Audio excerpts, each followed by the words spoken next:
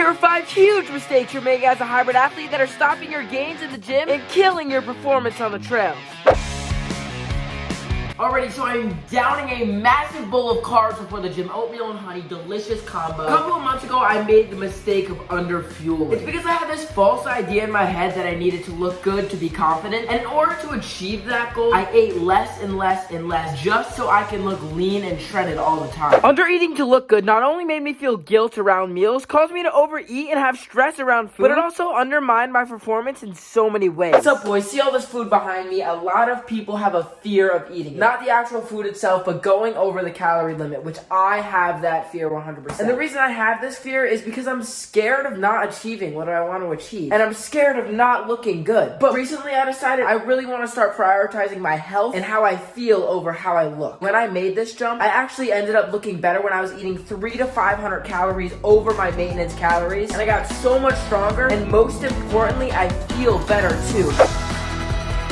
Good morning, it's about 7:30 right now. I'm on a 5-mile easy run. And let's be honest, boys, sometimes, especially on early morning days, you just want to curl up into a little ball and sleep the rest of the day. But today was not one of those days. But setting a goal of running a 50K ultra marathon changed everything for me. And that is because this goal means something to me. Once I set this goal of running a 50K, my mindset switched immediately from running because it's part of the routine to running because I want to kill it on race day. Which training for my first race showed me how much more motivating it is to have a meaningful goal in your training, because then you want to push so much harder to crush your goal.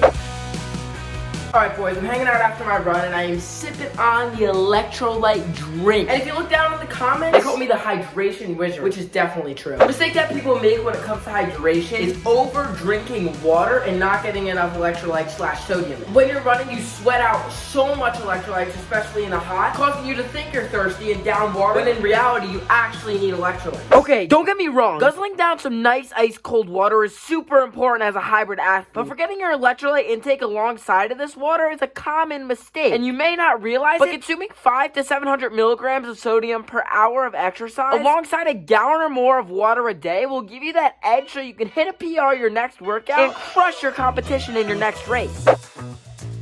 Working out for me has been a ride, and for a long while, I would work out for the sense of control. It makes me feel like I'm in the zone, I'm working, I'm locked in, and it kind of makes me forget about anything else I'm stressing about in life. It's easy for me when I have a problem to just avoid that problem and instead go for a run, go for a lift. And what I've learned is that this just makes that problem worse. Really dive deep and see if your dieting and your training is making your life better, or if you're doing too much. Like restricting your eating to a point where you can't enjoy yourself around food, or even stressing over missing a workout here or overeating there is a problem too. Because in the end, exercise is supposed to be weaved into your life so it fulfills you up, not to a point where it drains you. Before we get to the last tip, I want to talk to you guys. If you guys support the mission of becoming the best version of yourself that you could possibly be, make sure to check out my Patreon. It's the first link in the description, and become a premier sculpted beast so we can get this message out to the world. Make sure to join up, but it's time for the last tip.